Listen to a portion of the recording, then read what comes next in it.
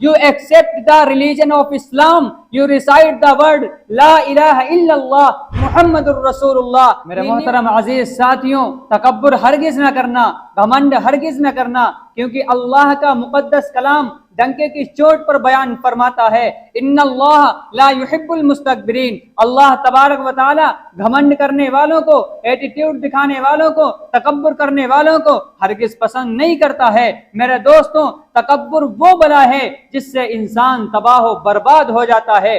اسی تکبر کی وجہ سے کائنات کے سردار جناب محمد الرسول اللہ صلی اللہ علیہ وسلم کے چچا ابو طالب ایمان سے محروم ہو گئے، حالانکہ وہ حضور کے عاشق تھے، حضور کے جانثار تھے، آپ صلی اللہ علیہ وسلم کی فل سپورٹ کرتے تھے۔ کبھی کوئی بات پیش آتی تو حضور اکرم صلی اللہ علیہ وسلم کی سپورٹ میں آپ کے چچا ابو طالب کھڑے ہو جایا کرتے تھے۔ ابو طالب یہ جانتے تھے کہ میرا بھتیجا سچا ہے، میرے بھتیجے کا دین حق ہے، لیکن پھر بھی ایمان سے محروم ہو گئے۔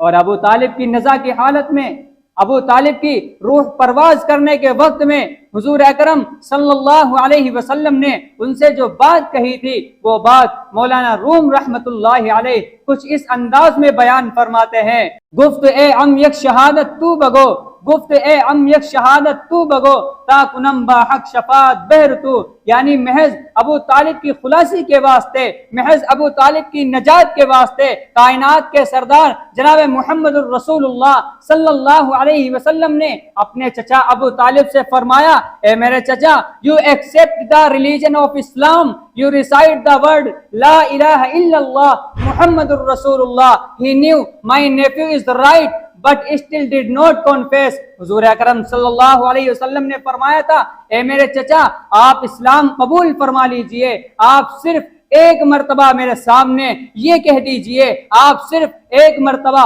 میرے سامنے کلمہ شہادت پڑھ لیجئے، تاکہ کل قیامت کے دن اللہ رب العزت کے سامنے میں آپ کی سفارش کر سکوں۔ تو ابو طالب نے کہا تھا، اے میرے بھتیجے، میں کلمہ شہادت ضرور کہتا، میں جانتا ہوں تو سچا ہے، تیرا دین سچا ہے، میں کلمہ شہادت پڑھ کر تیری آنکھوں کو ٹھنڈک ضرور پہنچاتا، لیکن مجھے خود پر یہ شرم آتی ہے کہ قریش کی بوڑھی عورتیں یہ کہیں گی کہ ابو طالب نے موت کے خوف کی وجہ سے، موت کے ڈر کی وجہ سے، جہنم کے خوف کی وجہ سے اپنے باپ دادا کے دین کو چھوڑ دیا، اپنے باپ دادا کے مذہب کو چھوڑ دیا۔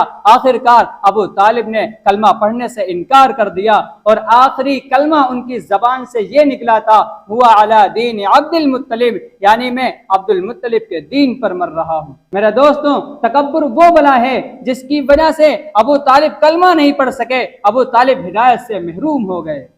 مشکات المصابیح صفحہ نمبر 433، حضور اکرم صلی اللہ علیہ وسلم بیان فرماتے ہیں، لا يدخل الجنت من كان في قلبه مثقال ذرة من کبر، یعنی جس انسان کے دل کے اندر ذرہ برابر تکبر ہوگا، ذرہ برابر گھمنڈ ہوگا، وہ انسان جنت میں داخل نہیں ہو سکتا ہے۔ کیوں؟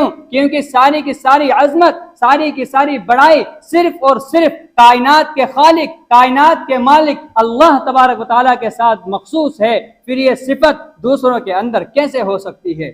حدیث قدسی میں اللہ تبارک و تعالیٰ فرماتے ہیں کہ عظمت میری چادر ہے اور بڑائی میرا تہبند ہے، اگر کوئی بھی انسان ان دونوں چیزوں کو مجھ سے چھیننے کی کوشش کرے گا تو میں اس کی گردن توڑ دوں گا۔ یہ دونوں کی دونوں صفتیں صرف اور صرف میری ہیں، اللہ تبارک و تعالیٰ فرما رہے ہیں، یہ دونوں کی دونوں صفتیں صرف اور صرف میری ہیں۔ اگر کوئی بھی انسان ان دونوں صفتوں میں یا ان صفتوں میں سے کسی ایک صفت میں شریک ہونے کی کوشش کرے گا تو میں اس کو سخت سے سخت عذاب دوں گا۔ تو میرے دوستوں، سوچئے ذرا، جب یہ دونوں صفتیں صرف اور صرف اللہ کے ساتھ مخصوص ہیں، پھر یہ صفت ہم اپنے اندر کیسے پیدا کر سکتے ہیں؟ ہم تکبر کیسے کر سکتے ہیں؟ گھمنڈ کیسے کر سکتے ہیں؟ ایٹیٹیوڈ کیسے دکھا سکتے ہیں؟ نہیں میرے دوستوں، یہ دونوں ان چیزوں سے ہمیں دور رہنا ہے، پرہیز کرنا ہے۔ دعا کرو کہ اللہ تبارک و تعالی ہم سب کو تکبر کرنے سے، گھمنڈ کرنے سے بچنے کی توفیق عطا فرمائے، اور جناب محمد الرسول اللہ صلی اللہ علیہ وسلم کے بتائے ہوئے طریقے کے مطابق زندگی گزارنے کی توفیق عطا فرمائے۔